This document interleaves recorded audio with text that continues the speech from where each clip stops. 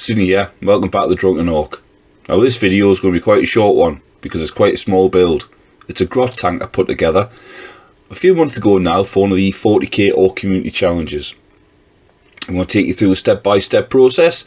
Like I say, it shouldn't take too long. Now we'll have a little look at the finished thing at the end. So this is where I started. I've got a couple of tracks I wanted to use. I got these from Zinja Industries, and as they're a little bit too small for anything else, I thought, well, it's going to have to be for a Grot Tank. So I've been sitting on them for a little while, just waiting for the opportunity. I've also got here a lead turret from a Hellhound, one of the Chimera variants from 1995. And they're just a selection of bits and bobs I just grabbed at my bits box. But I did want to use this as the main gun. I believe it's a demolisher cannon from a Bane blade. So I started off by making the body of the Grot Tank out of plastic card. Just made a little box, slightly irregular. You don't just want a block, do you? So I cut one of the corners off essentially, and I cut a hole in so I could put that plastic tube through. It's basically a bit of pen, and I just wanted that to attach to the track so I knew they were level. Although I could have just as easily stuck a couple of bits of plastic card to the outside of the box and glued the track straight on. Then I started to armour up the box by sticking extra bits of plastic card to the outside. Tried to give it a bit of a mismatch aesthetic by using plain plastic card, checker plate, anything I had dotting around basically, and also put some chips and nicks in the edges just so it looked a little bit more weathered. And then put some rivets on with Meng rivets, although to be fair they're not rivets, they're nuts and bolts. Some of them I used the bolt ends, some of them used the nut end, just mix it up a bit. I took the ram off, I think it was a killer can, and there was a bit of exhaust pipe I put in the back with a couple of bits of plastic tube just to make it look more exhausty. Put a little snipped off piece of plastic tubing on the top. That is basically just to give the turret a little bit of height, and the turret actually has a metal peg on the bottom which was used to hold it in place on the original Chimera. That's just to do the same on the Grot Tank. The barrel on the back for fuel was taken off the Death Dread Scorcher. As you can see here, I added a bit of plastic pipe just to connect the fuel to the main body. Whenever I cut up a gun, or cannon or what have you, to use on a different model, I always save a little bits I cut off because they do come in handy. And you can also see a little bit more detail on the exhaust here. I think the main body of the exhaust was off the Wazbomb blaster jet. There we have the turret itself. Any bits here which are painted were painted back in the 90s, or started to paint back in the 90s, and it's got the demolisher cannon in place. Looking suitably ludicrous. He has a slightly out of focus shot of the of the Grot gunner. Now he was taken from the Megatrack scrapjet.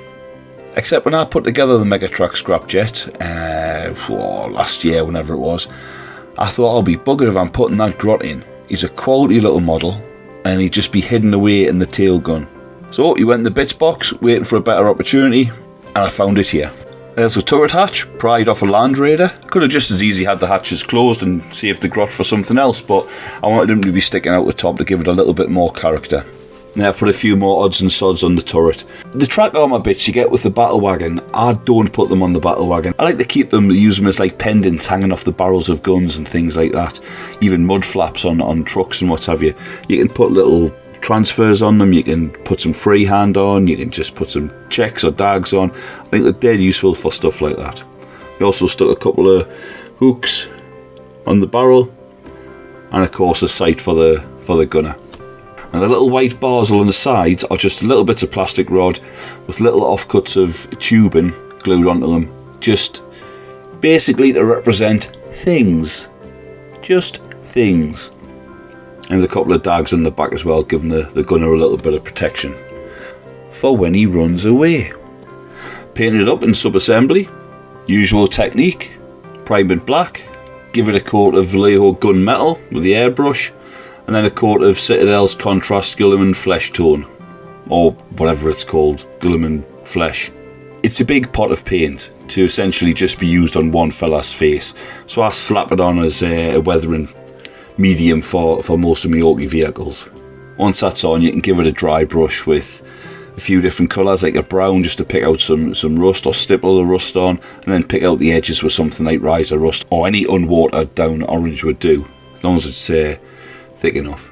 And I start putting some colours on. Now I've painted the Grot already, as you can see, and the colours on my Grot vehicles are generally a bit of yellow, a bit of red and a bit of blue, just picked out on certain panels. The yellow's Avalon Sunset, the red's Corn Red, and the blue is McCrag Blue. Then give them a wash of Reichland Flesh, Known Oil, and Drakenhof Nightshade respectively, and then highlight up with Flashgit's Yellow, Evil Sun Scarlet, and Calgar Blue. Just, when I say highlight it, just sort of like dab it around the edges basically in a kind of rough and ready manner to show that the paint's chipped away and what have you. And also paint a couple of panels up with some checks and stick a few dags on if you want. If there's space, I like to put a few glyphs on the Grot Tanks. I think they'd be more prone to graffiti in their vehicles. And that's it. I told you it'd be quick. So I'll leave you with a few pics of the finished tank. I hope you enjoyed it. Don't forget to hit like and subscribe. And I'll see you next time. Ta-da!